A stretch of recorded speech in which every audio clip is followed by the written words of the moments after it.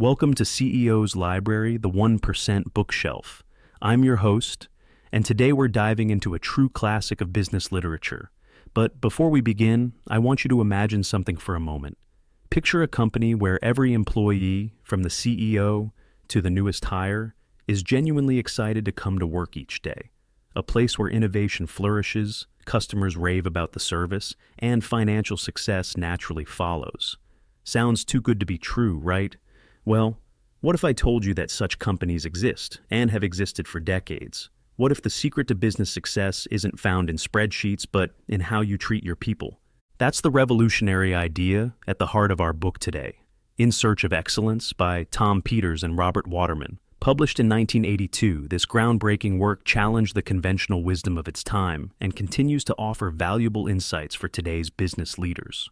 Over the next 30 minutes, we'll explore the key lessons from this influential book and discuss how they can help you build a more dynamic, people-centered organization that stands the test of time.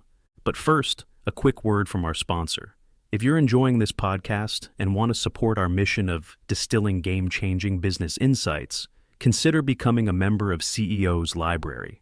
You'll get access to exclusive content, early episode releases, and a community of like-minded professionals dedicated to continuous learning and growth. Now, let's dive in. Our journey into excellence begins with a look at what was going wrong in American business in the late 1970s and early 1980s. Peters and Waterman noticed a troubling trend. Despite an increasing emphasis on professional management techniques, many U.S. companies were losing ground to international competitors, particularly from Japan. The authors identified a key culprit, an over-reliance on what they called the rational model of management. This approach, born out of scientific management principles and nurtured in business schools, emphasized quantitative analysis, complex planning processes, and a detached, numbers-driven style of leadership. Now, you might be thinking, what's wrong with being rational and data-driven? And that's a fair question. After all, we live in an age where data is the new oil, and analytics drive decision-making in every industry.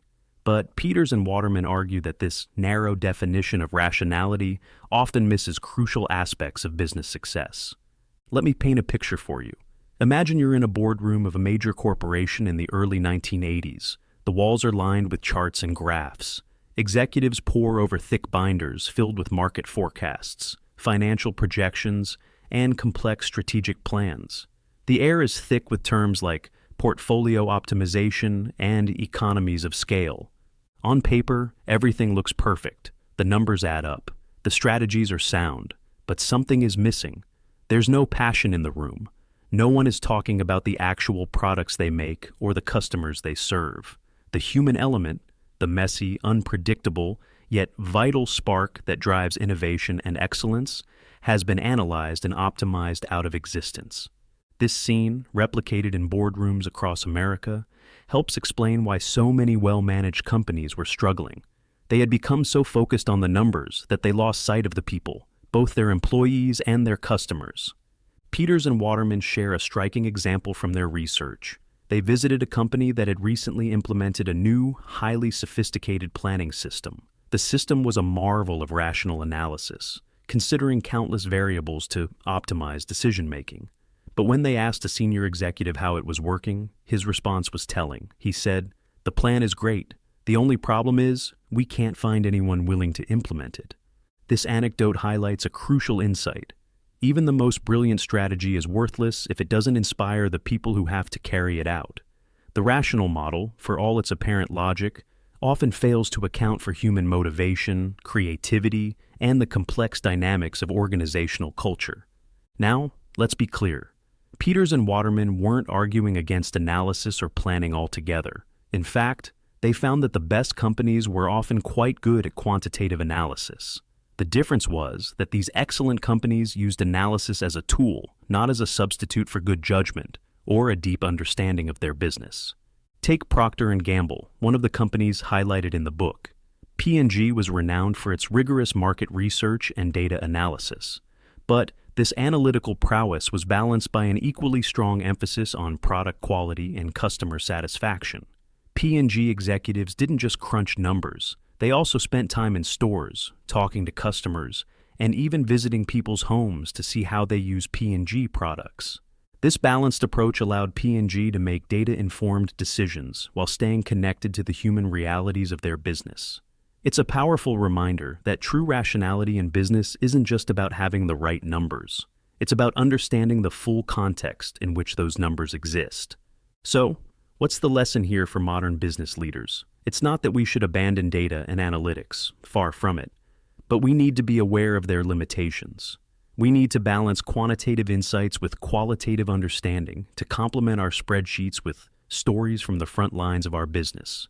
Ask yourself, when was the last time you talked directly with a customer? How often do you visit the places where your products are made or your services are delivered? Do you know the names and stories of the people who work for you beyond just their performance metrics? These human touch points aren't just feel-good exercises. They're essential sources of insight that can't be captured in a spreadsheet.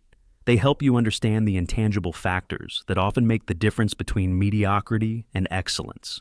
Now, let's shift our focus to what Peters and Waterman found when they looked at America's best-run companies. What set these organizations apart? What allowed them to thrive while others struggled? The answer, in a word, is people. The excellent companies understood a fundamental truth, that their most valuable asset wasn't their factories, their brands, or their technologies. It was their employees. This might seem obvious today when every company website has a page declaring that our people are our greatest asset. But in the early 1980s, amid the rise of automation and the cult of the professional manager, it was a revolutionary idea. Many companies treated their employees as interchangeable parts in a great corporate machine, to be optimized and, if necessary, replaced. The excellent companies took a different approach. They saw their employees not just as cogs, but as the very engine of their success. They invested heavily in training and development, fostered a strong sense of corporate culture, and gave their people the autonomy to make decisions and take risks. Let me share a story that illustrates this approach. It comes from Hewlett-Packard, one of the companies Peters and Waterman studied. HP had a policy called management by walking around. This wasn't just a catchy phrase, it was a fundamental part of how the company operated. HP's founders and top executives would regularly spend time on the factory floor, in research labs, and with customers. They didn't do this to check up on people or to micromanage. Instead, they were there to listen, to learn, and to show that they valued the insights of every employee. One day, an HP executive was walking through a factory when he noticed a worker doing something unusual with a piece of equipment. He stopped to ask what the worker was doing. It turned out the worker had devised a small modification that significantly improved the efficiency of the machine. In many companies, this interaction might have ended with a reprimand. After all, the worker had deviated from standard procedure without authorization. But at HP, the executive's response was different. He praised the worker for his initiative, asked for more details about the modification, and soon had it implemented across the company, saving millions of dollars. This story encapsulates so much of what made the excellent companies special.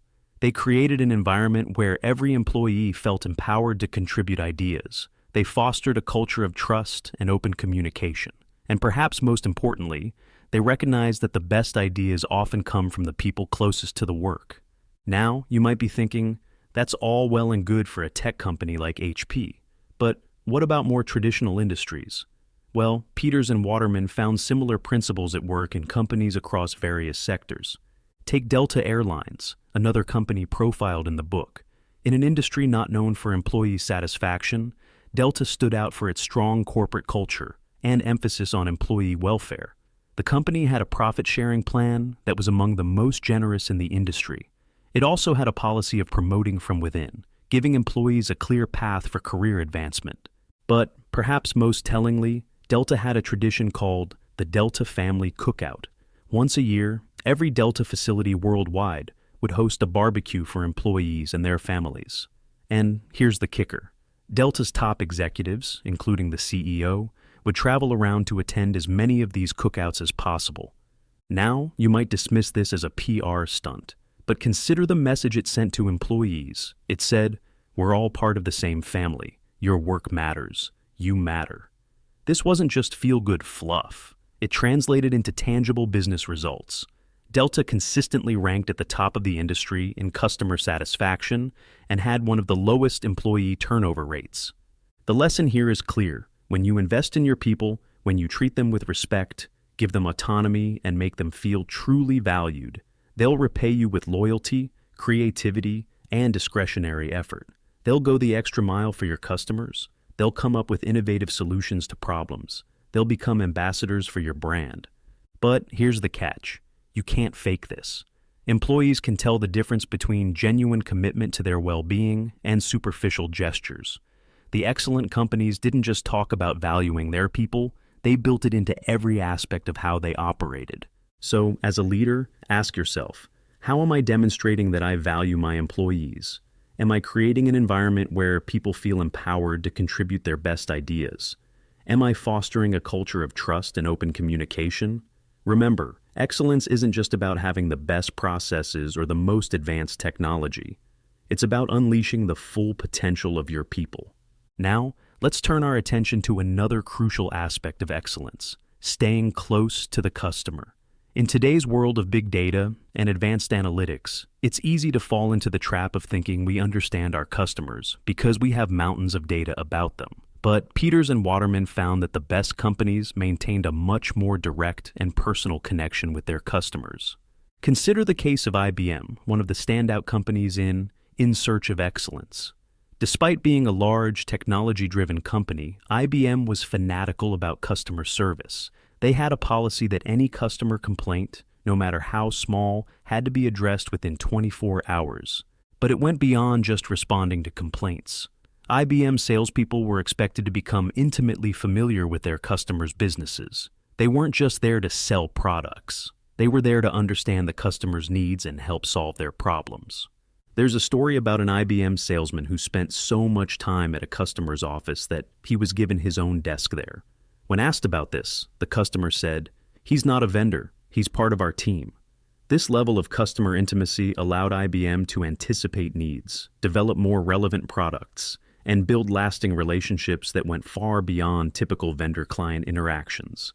Now, you might be thinking, that's all well and good for a B2B company like IBM, but what about companies that deal with millions of individual consumers? Well, Peters and Waterman found similar principles at work in consumer-focused companies as well. Take Procter & Gamble, which we mentioned earlier. P&G was known for its extensive market research, but they didn't stop at surveys and focus groups. They had a program where executives would actually visit consumers in their homes, watching how they used P&G products in real-life situations. Imagine being a senior executive at a multi-billion-dollar company, sitting in someone's bathroom, watching them brush their teeth. It might seem awkward or even silly, but it provided invaluable insights that no amount of data analysis could replicate. These home visits led to numerous product innovations. For example, they noticed that many people would tap their toothbrush on the sink to get rid of excess water before brushing.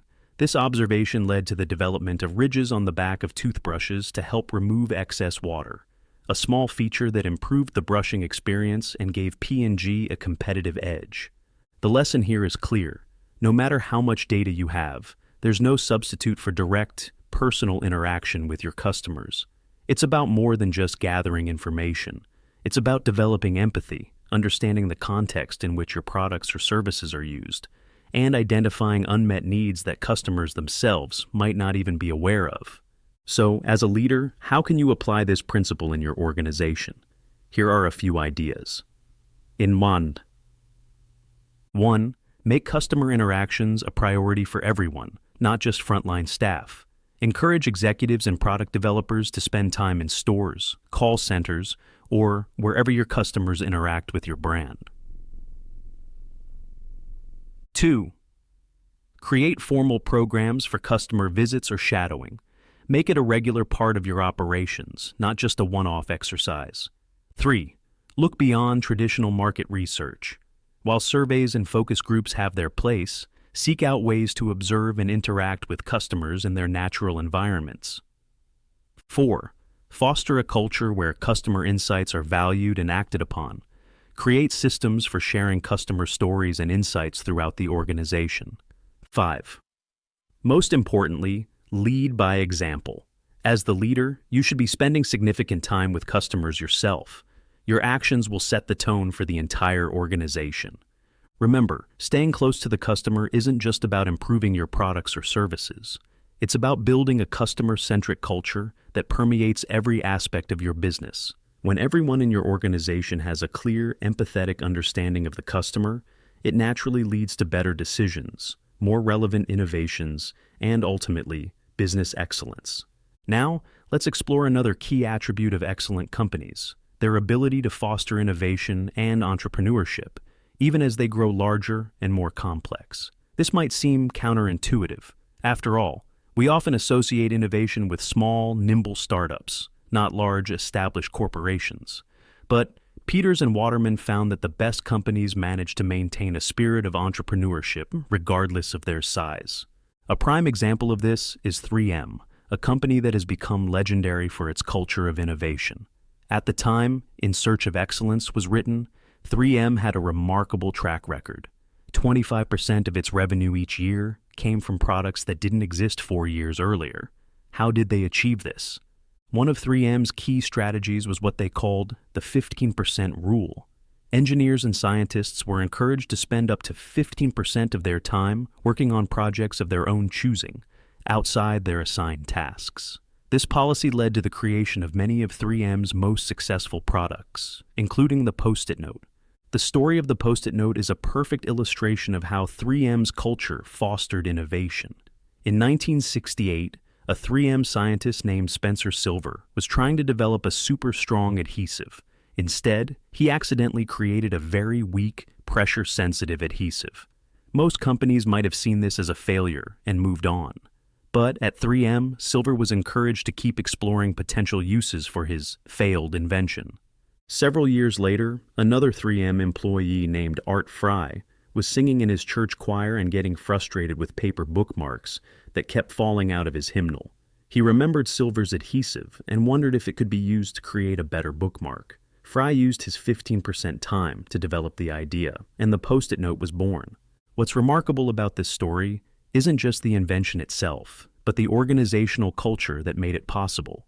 3M created an environment where failures could be seen as opportunities, where employees had the freedom to pursue unconventional ideas, and where patience and persistence were valued. The Post-it note took over a decade to go from initial discovery to market success, but 3M stuck with it.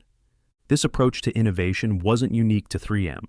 Peters and Waterman found similar principles at work in many excellent companies. These organizations understood that innovation isn't something that can be commanded from the top down or confined to an R&D department. Instead, they created cultures that encouraged experimentation, tolerated failure, and celebrated initiative at all levels. Another company that exemplified this approach was Hewlett-Packard. HP was known for its next bench syndrome, where engineers were encouraged to create products that would impress the person at the next workbench. This fostered a culture of peer recognition and constant innovation. HP also practiced what they called management by wandering around, which we touched on earlier. This wasn't just about executives checking in on employees. It was a way to create informal channels of communication, spark spontaneous collaborations, and ensure that good ideas could bubble up from anywhere in the organization. Now, you might be thinking, this all sounds great, but doesn't it create chaos? How do you balance this entrepreneurial spirit with the need for coordination and efficiency in a large organization? This brings us to one of the most intriguing findings in Search of Excellence. Peters and Waterman discovered that the best companies were able to maintain what they called simultaneous loose-tight properties. In other words, they were both centralized and decentralized at the same time. These companies were typically very clear and tight about their core values and overall direction. Everyone understood what the company stood for and where it was headed. But within that framework, there was a lot of looseness, autonomy for individuals and teams to experiment, take risks, and pursue new ideas. Take Johnson & Johnson, another company profiled in the book. J&J was, and still is, a highly decentralized company consisting of hundreds of operationally independent units. This structure allowed each unit to be entrepreneurial and responsive to its specific market. But all these units were held together by a strong corporate culture and a shared commitment to J&J's credo, which put the needs of patients and doctors first, followed by employees, communities, and finally shareholders. This balance of autonomy and shared values allowed J&J to be both innovative and consistent. Each unit could experiment and adapt to its local conditions, but the overall direction and ethical standards of the company remained clear and unwavering.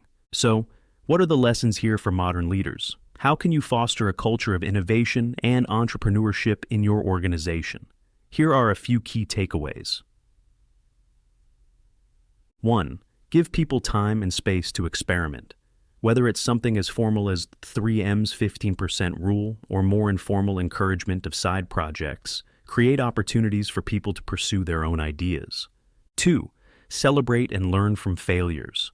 Make it clear that well-intentioned failures are not just accepted, but valued as learning experiences. 3.